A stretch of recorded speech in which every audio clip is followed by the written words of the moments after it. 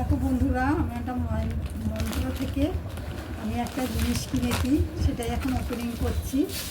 কি কিনেছি সেটাই তোমাদেরকে দেখাচ্ছি।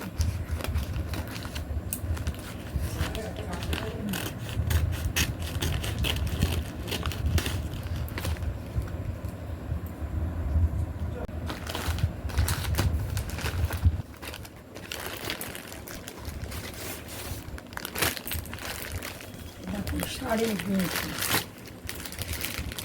শাড়িটা তোমাদেরকে দেখাচ্ছি। খুব সফট, দারুণ। আমার তো ভীষণ আমার দেখেই পছন্দ হয়েছে, ফিডব্যাক দেখেছি। এটা বিভিন্ন রকমের কালার রয়েছে, দেখো লাল রয়েছে, রানী কালার রয়েছে, ব্লু রয়েছে, সবুজ রয়েছে। আর এখানটা আঁচলটা খুলি তাহলে বুঝতে পারবে। এখানে ঝুলপি দেওয়া রয়েছে। এই শাড়িটা আমি কিনেছি, কেমন হয়েছে অবশ্যই তোমরা আমাকে কমেন্টস করে জানাবে। এই শাড়িটা আমি নিয়েছি ঠিকই, কিন্তু এই শাড়িটা আমাকে গিফট করেছে আমার দিদি।